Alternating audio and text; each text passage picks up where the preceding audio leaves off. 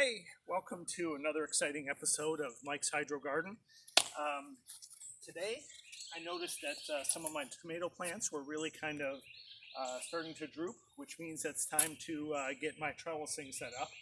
So, anyways, Mike, come with me. Oops. Looks like the fire ants are out too. So, if you look over here, you can see that I have these spools up here. By the way, gets me up to that 8 feet. And this is a what I use to hang from. Basically, you go and hook that up there, and then I can squeeze this with my grabber, and it allows me to go and pull out stuff up to a certain point. This is kind of how they do it in the commercial world when you're growing tomatoes. So I'm going to just grab this and put this up over this one here. And I can go grab this. And I can pull out a little bit more string, get it right to about where I need. Okay, so now that I have the string down, the next thing is to hook the tomato plant to the string. And these are what they call tomato plates, also how they do it in the commercial world. And if you look closely here, and in fact, come up here and I'll actually show you on the string. So you can see right here, there is little grabbers right there, and what you do is you put it right there, and then you have the stem where my finger is, put it on there, and it won't go up and down because it's grabbing onto the string, and that kind of holds everything together. So like this one, you can see it's drooping. It's now too tall to stand on its own. So what I do is I start down at the bottom, like right here at one of the leaf nodes. You see, there it is. I'm going to go hook this. It takes a little bit of dexterity, but there you go. That one is on there. And I probably need one more up towards the top of the... Sorry. Make sure I can get it. So, I'll do another one towards the top of the plant. And then as it grows taller, I will just continue to add more until it goes all the way up to the top. And some of you may be asking, well, why do you have a spool there? Well, in the commercial world, and I've actually done it before, what I can do is when the plant gets all the way up to the top here, I can let this out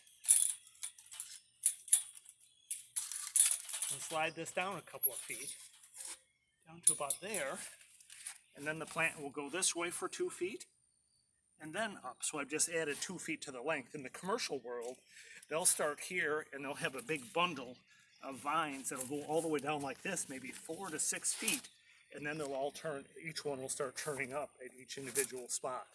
So that's the purpose for these. So anyways, let's take this one down, spool it back up again. So this is kind of a neat way to support your tomato plants. And it's really cheap. These are, I don't know, maybe $2 a piece, something like that. And they just last a really long time. So I pulled out a little bit of extra string there, so I'm going to pull this down and go tight. While I'm at it, I'm going to show you a little bit about tomato, pruning that you really need to kind of keep up on. So this is a indeterminate. I only grow indeterminates, and that means that they will continue to grow up or long as you let them. They're not a bush type, and that really works well in this type of plant. But right here, you really don't want too much down at the bottom, so I'm just going to go snap these off. And then here's a good example. So this is the stem, and this is the leaf node. And then right between those is the sucker. So I usually go like this. This is the leaf node, this is the stem, and this is the sucker. So on this plant, I have this one here. You just snap that off. Same here. There's a stem, leaf node, and the sucker. And there's another one right here. In fact, here's one right at the top of the plant, but one little trick is that you don't want to snap off the very top one, because what can happen sometimes, a bird may come and land on top of this, or maybe the wind gets really big and it'll break the top. This is actually where it'll grow off of. It'll continue to grow off of that all the way up to the top. if this gets broken off, you pretty much ended the life of your plant. It won't grow anymore. But if you leave an extra one, it will actually stop growing here, but it'll grow up that other sucker.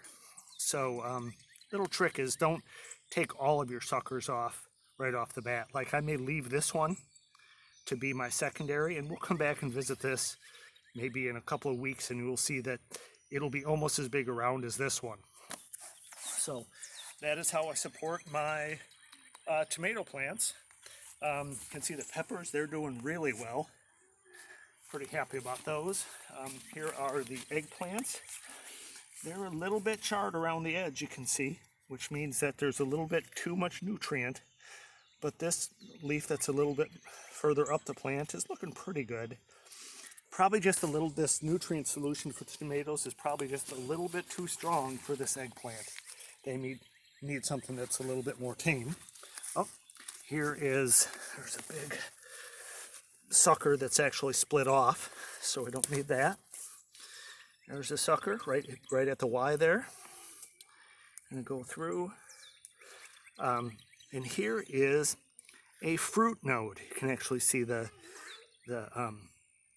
blossoms on there. And one thing you can do is you can kind of do that.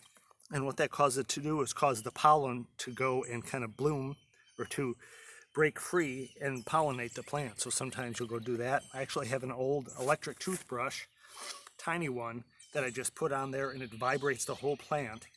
And that's another way that they do in the commercial world to actually get the plants to pollinate.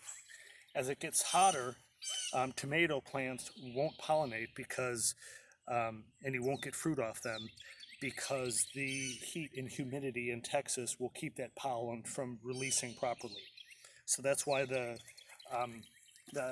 tomato season kind of ends here in Texas towards the end of June, something like that. Let's see, what else do we have? Why don't you come around here, Zoe? Zoe is my camera person today. Okay. So these aren't looking super good either, that they have, when they start curling like that, that's a clear sign that there's something going on. And they're a little dark around the edges, still probably a little bit too strong. The cucumbers, this is a cucumber mix. That front row is a tomato mix of nutrients. But these are cucumbers, and you can see they're going great, and really all I need is this. So I'm going to see who's going to be the clear winner here, one of the strongest plants, and then I'll cut everything else out of that, and those will go up a string just like the tomatoes do. All these cucumbers are doing great. Over here, these are the green beans. They're going fine. They're super easy to do. Here's cantaloupe. He's doing okay. I'm not, we'll see how that goes. We're going to give them a little bit more time. And down here, the zucchini are doing wonderful. So that is exactly what I expect for a zucchini. There's actually pull this out of the way. Yeah, so there's 1, 2, 3, 4 different plants here.